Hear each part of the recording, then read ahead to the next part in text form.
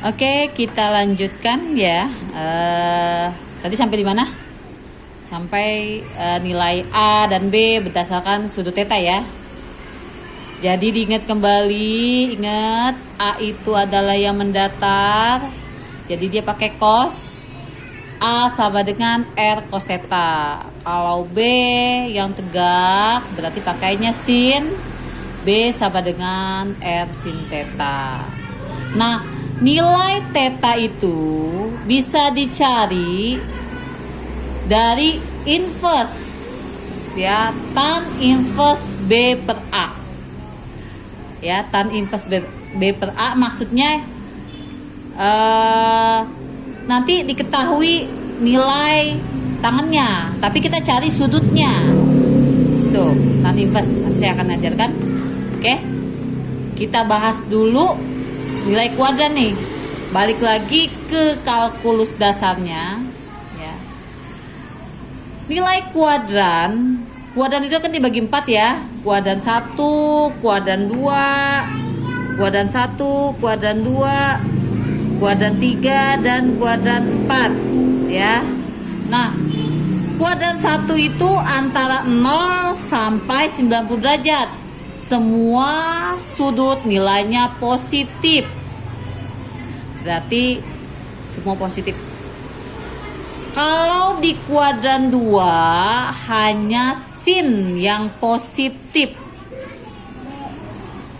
Di kuadran 3 itu hanya tangan yang positif. Sedangkan di kuadran 4 hanya cos yang positif. Selain itu negatif ya. Ingat 0, 90, 90, 180 ya. Kuadran 3 180, 270, 270, 360. Kalau lupa ingetin gini aja, semua sindikat tangan kosong. Jadi ingat kata-kata depannya. Sindikat berarti sin yang positif. Tangan ya, tangan berarti tan yang positif ya. Kosong, kosnya yang positif. Ya, seperti itu. Oke, kita mulai bahas soal ya. Ubahlah ke bentuk kutub dan eksponensial ya. Ada 4 soal untuk contoh soal nomor 1. Yang A-nya sama dengan Z sama dengan 3 plus 3I. B-nya Z sama dengan min 3 plus 3I. C-nya Z sama dengan 3 min 3I. D-nya Z sama dengan min 3 min 3I. Oke, kita lihat dulu, kita jawab. Saya pilih soal yang poin B ya, poin B aja. B sama dengan Z sama dengan min 3 plus 3I. Nah, kalian kan tahu ya, bentuk rektanguler tadi udah saya jelaskan. Z sama dengan apa? A plus BI. Nah, berarti ini nilai A-nya apa? A-nya min 3. Kalau A-nya negatif, kira-kira ini kuadran berapa? Ingat nggak? Ayo, kuadran berapa kira-kira? A-nya min 3, B-nya sama dengan 3. Kalau lupa, buka lagi. A-nya negatif, berarti dia kuadran 2 ya. Kuadran 2. Berarti kalau kuadran 2 sudutnya nanti pasti antara 90 sampai 180. Ya, oke. Kita lanjut. A sama dengan min 3, B sama dengan 3. Nah, untuk mencari bentuk kutub atau bentuk eksponensial, bentuk kutub, kita selain perlu nilai sudut, kita juga perlu nilai radius ya. Perlu nilai radius, coba lihat catatannya lagi ya. Berarti untuk bentuk kutub, bentuk kutub itu adalah Z sama dengan R cos theta plus I sin theta. Ya, bentuknya seperti itu. Ya. Oke. Kita sudah ada A-nya. Sudah ada B-nya. Berarti kita butuh apa untuk mencari bentuk kutub? Butuh nilai R, ya. Butuh nilai R dan butuh sudut. Ya. Butuh nilai R dan butuh sudut. Boleh langsung kamu jawab di sini, boleh juga dicoret-coretan di sini, ya. Berarti R-nya itu apa? R itu adalah akar. Dia pakai Pitagoras ya. Ya, akar dari A kuadrat plus B kuadrat, ya.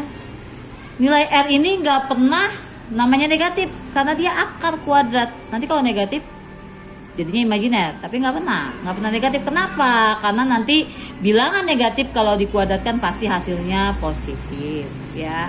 Berarti akar dari min 3 dikuadratkan ditambah B-nya berapa? B-nya 3 dikuadratkan, ya. Oke, berarti ini R-nya berapa? R-nya akar dari 9 tambah 9, ya. Akar dari 9 tambah 9 berarti akar 18. Akar 18 sama aja dengan akar dari 9 kali 2 atau 3 akar 2. Nah, ini nilai R-nya. Nilai R-nya ya. Nilai R-nya didapat segini. Nilai R-nya ya. Sedangkan nilai sudutnya gimana? Kamu carinya nilai sudutnya. Ya, sudutnya kan apa? Masih ingat nggak rumusnya? A sama dengan apa? B sama dengan apa, ya? Berarti kamu harus tahu sudutnya dulu nih. Nah, untuk mencari sudut berarti kita butuh apa tadi? Butuh theta. Ya. Apakah kita harus cari nilai A-nya dulu? B-nya dulu? Atau langsung tetanya? Ya oke, langsung tetanya. Berarti theta itu pakai apa sih? Theta itu pakai apa? Theta sama dengan, ya. Ingat, theta sama dengan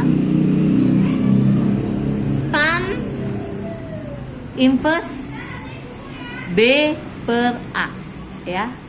Berarti tan inverse B-nya berapa B-nya? B-nya 3, A-nya min 3. Berarti tan inverse min 1. Theta itu tan inverse min 1. Maksudnya gimana nih, Bu? Maksudnya nilai tangan berapa sih yang hasilnya min 1? Tangan min 1, ya. Tangan berapa sih yang hasilnya min 1? Kalau nilai tangan yang hasilnya 1 untuk di kuadran 1 itu adalah tangan 45, ya. Berarti kalau ini di kuadran berapa tadi nih? Posisinya di kuadran 2, ya. Kuadran 2. Berarti kuadran 2, ingat. Boleh tulis ini dulu. Tadi saya lupa nulis. Kuadran 2. Kuadran 2 berarti sudut yang nilainya sama dengan 45 di kuadran 2 itu adalah sudut berapa? 180 dikurang 45. Iya, berarti sama dengan 135 derajat. Kalau masih bingung, kok 135 dari mana? Nanti lain waktu saya bahas sedikit kalkulus dasarnya, ya. Dapat 135 dari mana? Berarti ini kita dapat tetanya 135 dan R-nya 3K2. Bentuk kutub kita tinggal masukin aja. Substitusikan R-nya apa tadi? 3K2 berarti 3AK2. Cos theta berarti cos 135 derajat. Plus I sin theta. Tetanya berapa? 135 derajat, ya. Oke, selesai sampai sini.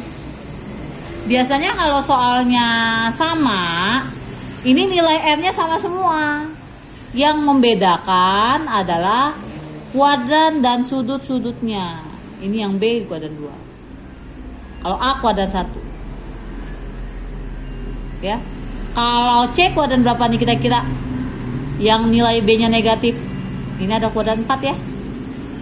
Kuadran 4. Kuadran 4. Ini kuadran 3.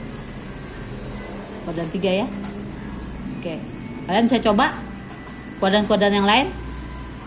Gimana? Bisa lanjut? Oke.